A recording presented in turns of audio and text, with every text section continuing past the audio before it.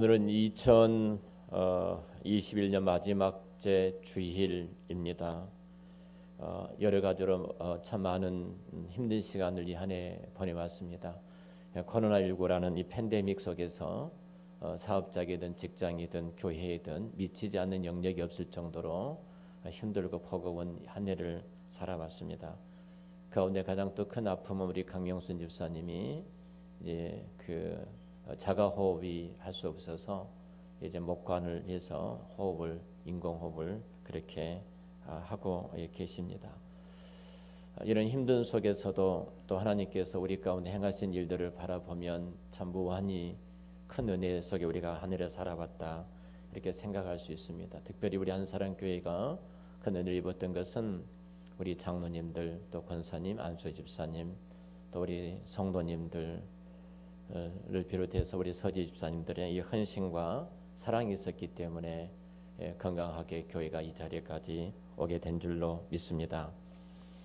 오늘 마지막 주일 예배를 통해서 하나님께서 이 한 해를 마무리하는 마지막 제 주일날 어떤 말씀으로 우리에게 찾아오실까 기도하는 가운데 시편 50편을 택하게 됐습니다.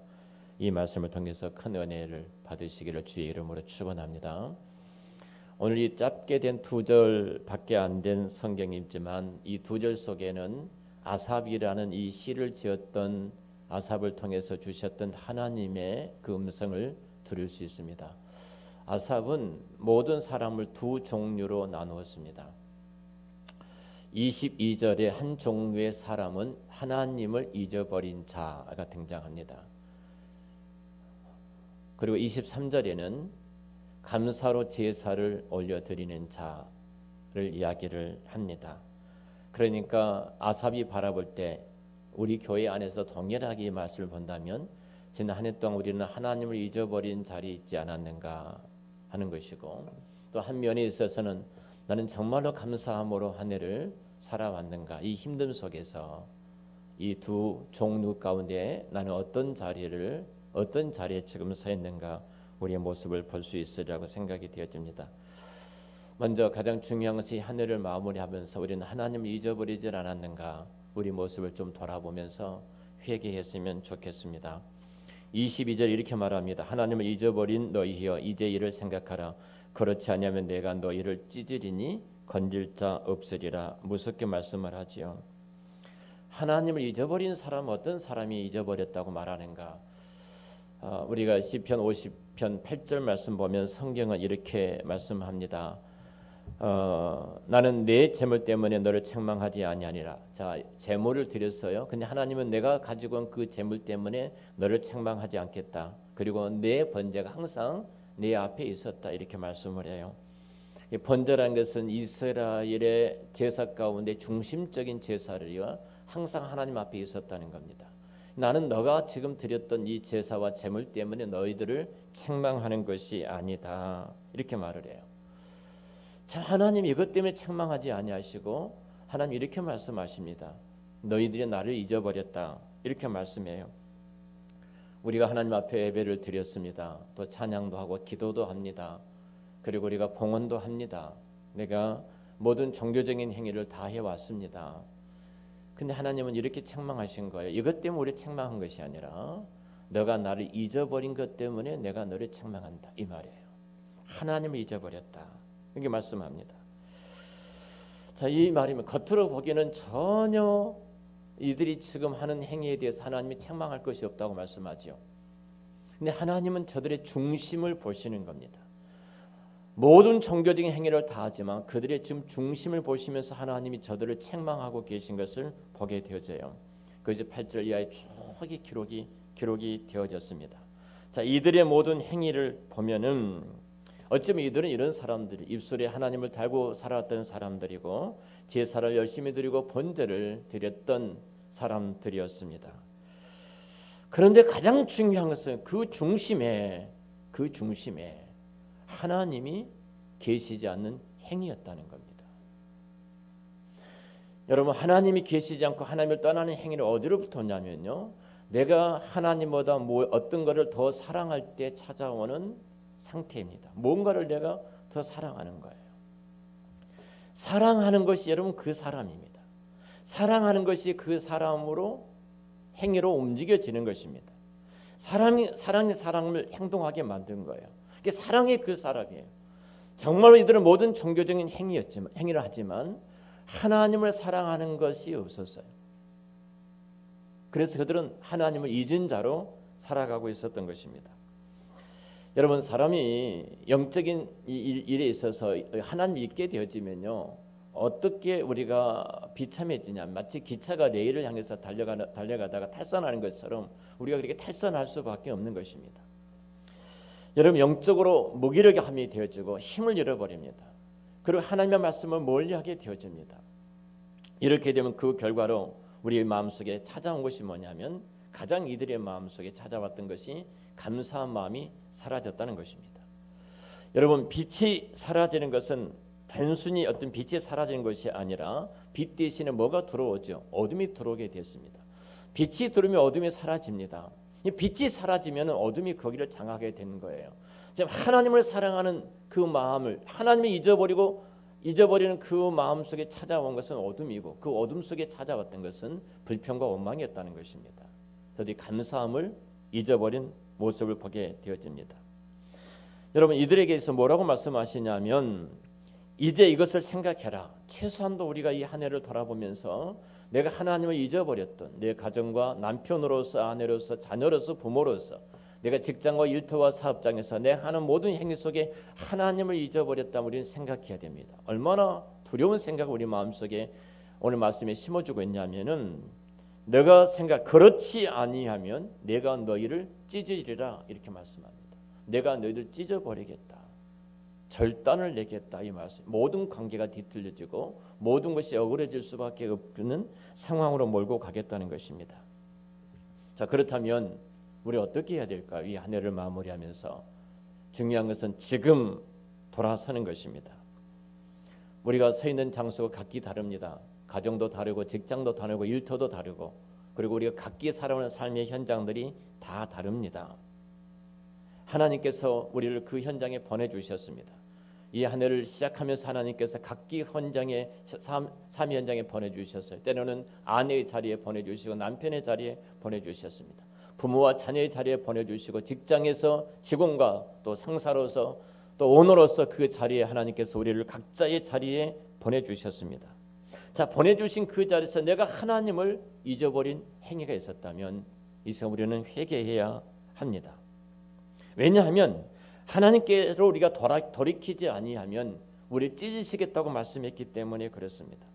여러분, 구약에 우리가 솔로몬 왕을 잘 알고 있습니다. 솔로몬 왕은 우리가 잘 아는 것처럼 지혜의 왕입니다. 그런 부와 명예와 그리고 권력을 소유한 왕입니다. 당대에 누구도 따라올 수 없는 지혜의 왕이 솔로몬의 왕이었습니다. 그리고 부를 축적한 왕이었습니다. 근데 그가 마지막에 하나님의 말씀을 저버리고 엉뚱한 일을 벌이기 시작합니다. 자기 국경을 튼튼하기 위해서 하나님께서 국가의 안정과 평화와 국가의 번영은 하나님의 손에 달려 있는 거예요. 근데 솔로몬은 자기 자신이 이 국가를 든든하게 지키게 하겠다고 애굽의 사람을 보내서 수많은 말들을 사가지고 오기를 시작합니다. 국방을 튼튼히 했습니다. 외교적으로 얼마나 탁월한 능력을 펼친지 모릅니다.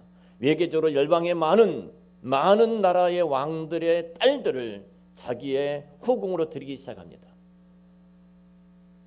그래서 정치적으로 안정을 꾀하려고 노력을 했던 사람이 솔로몬입니다. 그래서 이 나라가 완전하리라 생각을 했어요. 얼마나 탁월합니까? 예교시설이 얼마나 뛰어납니까?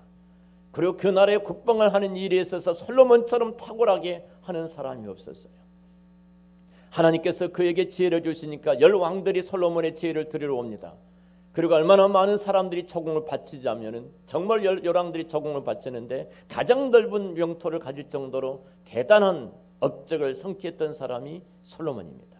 근데 하나님이 하지 말라는 일을 했습니다. 국방은 국가의 안전함과 튼튼함 여호와의 손에 있는 겁니다. 그리고 인근의 나라들과 안정과 평화도 하나님의 손에 달려 있는 거예요. 그는 인간적인 정치적인 이유로 갖고 그는 후궁들을 맞이해서 정치적인 예교를 펼쳐나갔습니다. 두 번이나 하나님께서 솔로몬에게 그러지 말아라, 돌아서라고 회개를 촉구했습니다. 근데 솔로몬은 그 말을 듣지 않았습니다. 그때 무서운 결과를 찾아옵니다. 여러분 열왕기상에 보면 이 말씀이 있습니다. 그가 솔로몬의 손에서 하나님께서 뭐라고 말씀하냐면 솔로몬의 손을 찢어 열 족속들을 12지파 가운데 10지파를 따로 나누어 이 민족이 둘로 깨어지리라고 말을 합니다. 적들 때문에 나라가 깨어진 것이 아니라 그 안에서 하나님은 나눠버리신 거예요. 아무리 국방을 튼튼히 해도 조국이 둘로 나누어지는 비극을 겪게 되어집니다. 아무리 정치적인 예교를 탁월하게 했어도 그 나라가 망하게 되어졌습니다. 하나님은 이 나라의 안정과 번영은 여호와의 손에 달려 있는데, 그래서 하나님께 돌아오라고 끊임없이 경고하고 말씀했는데 그는 돌아서지 않았습니다. 그의 가장 신복이었던 장군 여로보암이 찢어진 이 10지파를 데리고 북이스라엘을 건설하고 말았습니다. 사단은 지금도 동일하게 이렇게 역사합니다. 우리의 눈을 어둡게 하고 우리 길을 어둡게 하고 우리의 마음을 나눠지게 해서 여러분 우리를 하나님을 잊고 살아가도록 우리를 유혹합니다. 우리 연약함을 잘합니다. 그것을 내 앞에 놔두고 그것을 가지고 우리 미혹을 합니다. 그래서 하나님을 잊고 살도록 그 잊고 사는 자의 특징이 하나 있습니다. 그는 불평하고 원망하는 것입니다. 하나님께서 내게 주셨던 것들은 선물이 아닌 것이었습니다. 지난 한 해도 2021년도라는 선물을 주셨습니다. 남편을 선물로 주시고 아내를 선물로 주시고 자녀와 부모를 선물로 우리 앞에 두셨습니다. 직장과 일터를 선물로 주셨습니다. 그런데 우리가 하나님께서 우리에게 주셨던 그 선물 앞에 우리가 하나님을 잊어버린 자의 특징은 불평하고 원망하게 된 것입니다. 하나님을 잊어버린 자의 모습이, 혹시 저와 여러분들이 그런 자리에 있었다면 이제 이 한 해를 마무리하는 5일 남았습니다.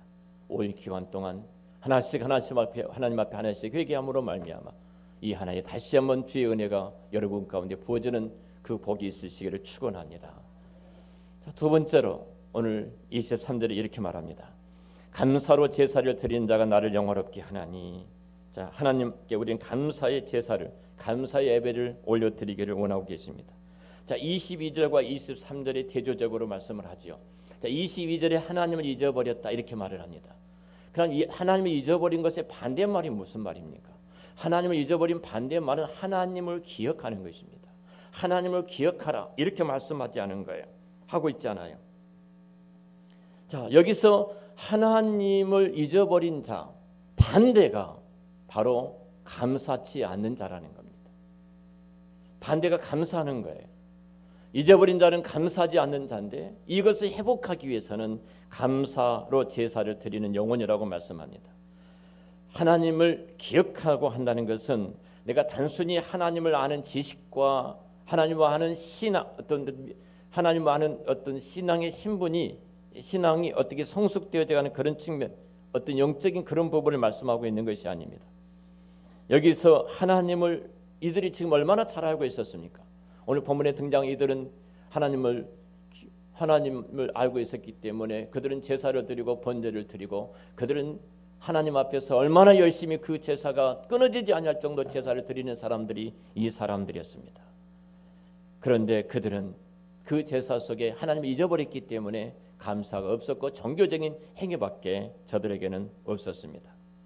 그런데 하나님을 진정으로 기억하는 사람은 하나님을 향한 감사의 마음을 항상 품고 살아가는 사람입니다.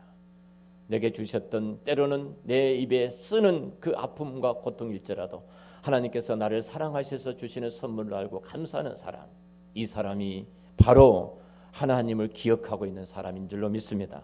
하나님을 기억하는 사람, 감사하는 사람이에요. 지난 1년 동안 돌아보면서 혹시 여러분 불평하는 내용이 무엇이었습니까?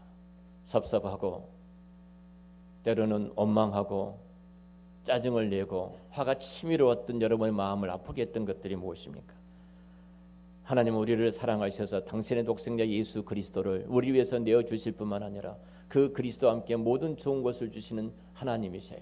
우리 앞에 펼쳐진 것이 하나님 주신 것은 좋은 것이 아닌 것이 아무것도 없습니다. 모두가 다 좋은 것이. 그럼 어떻게 해야 되겠습니까?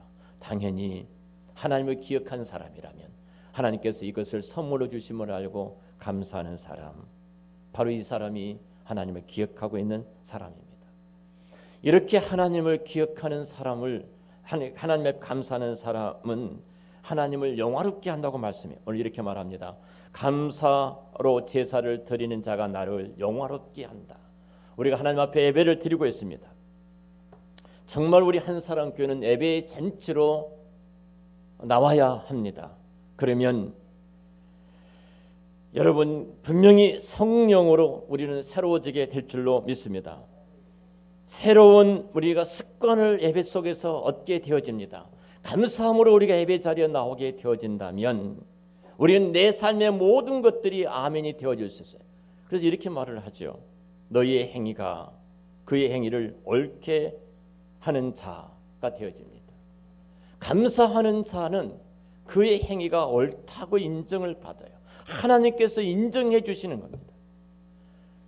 내가 어떤 환경과 상황이 있을지라도 그 속에서 감사하는 사람은 하나님 앞에 그렇게 인정받는 행위가 될 줄로 믿습니다.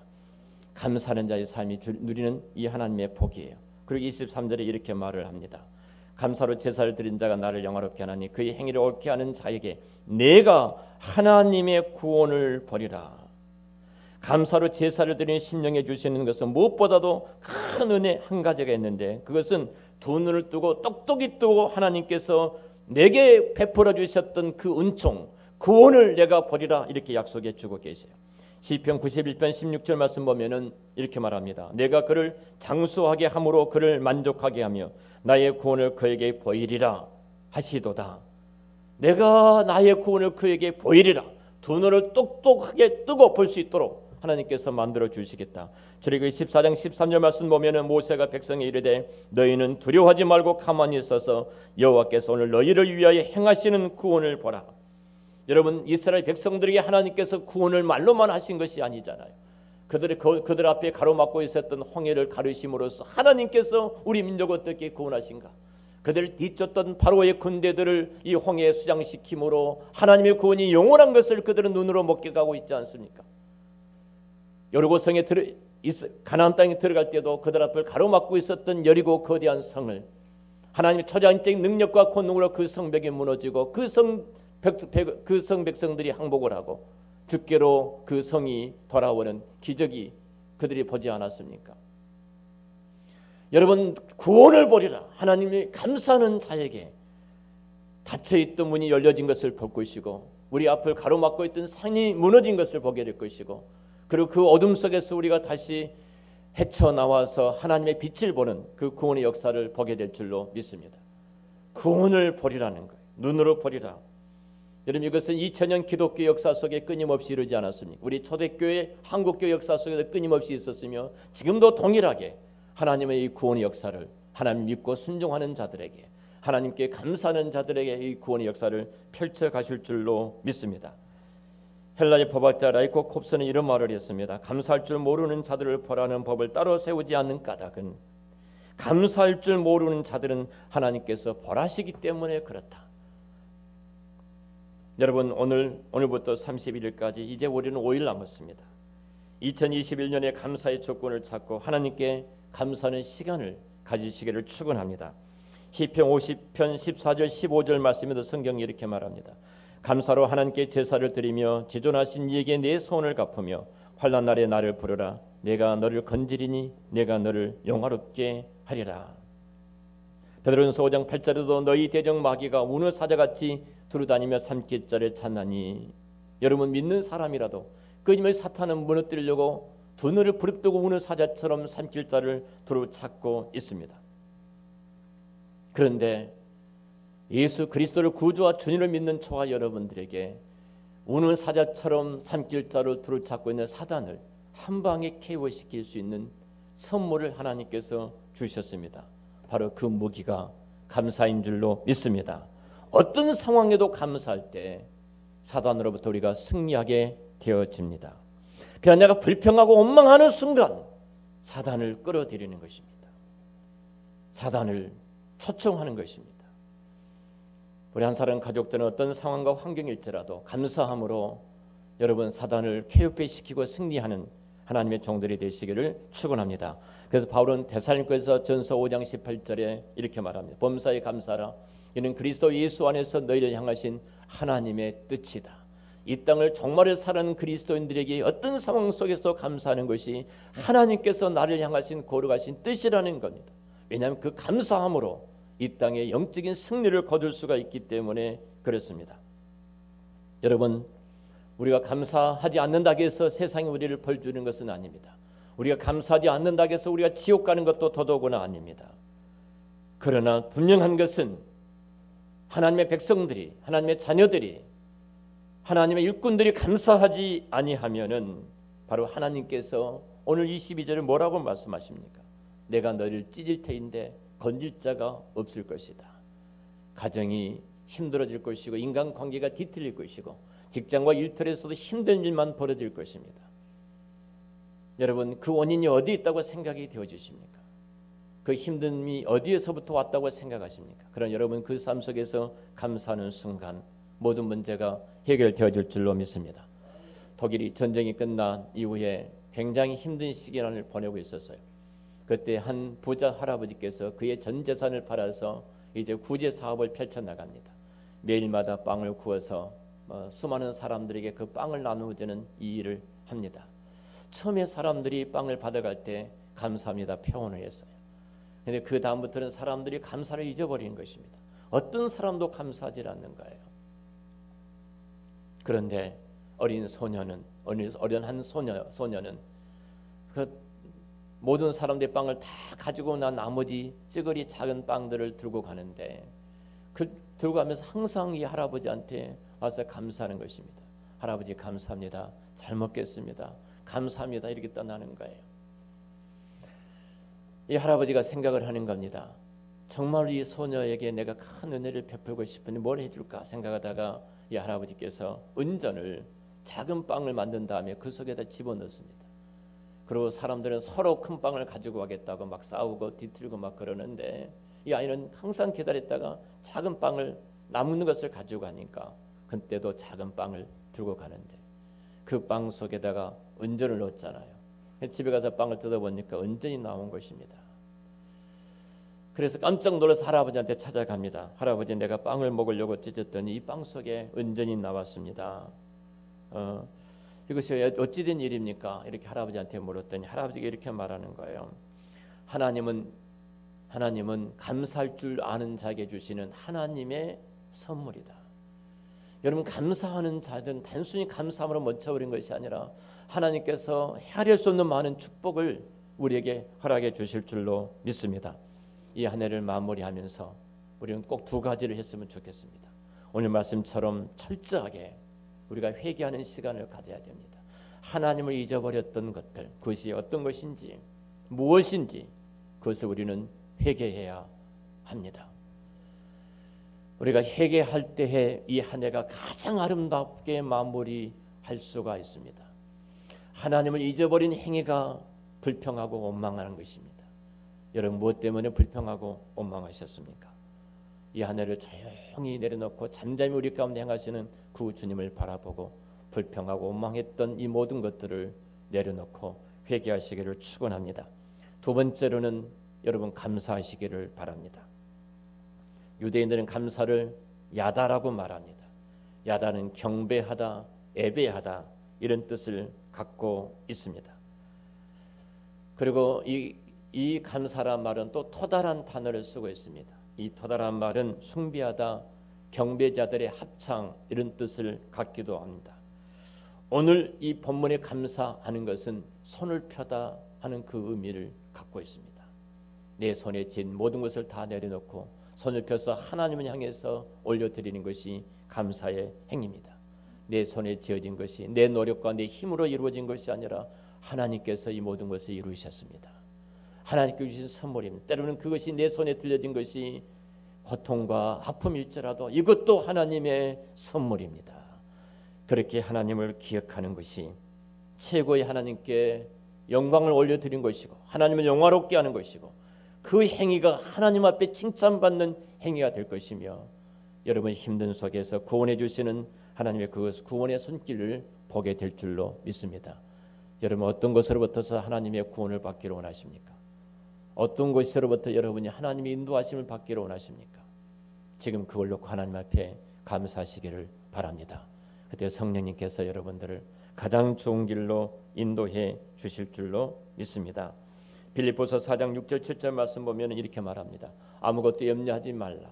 다만 모든 일에 기도와 간구로 너희 구할 것을 감사함으로 하나님께 아뢰라. 그리하면 모든 지역에 뛰어나신 하나님의 평강이 그리스도 예수 안에서 너희의 생각과 마음을 지키시리라. 감사함으로 아뢰라. 감사하라 이 말입니다. 그러면 하나님 모든 지역에 뛰어나신 하나님의 평강이 그리스도 예수 안에서 너희의 생각과 마음을 지켜주시리라. 모든 지각 이 말을 표준 세번역에서 이렇게 번역을 했습니다. 사람의 헤아림을 뛰어넘어 인간의 지혜와 인간의 헤아림을 뛰어넘어 역사하신 그 하나님의 손길이 우리 가운데 임하게 되리라.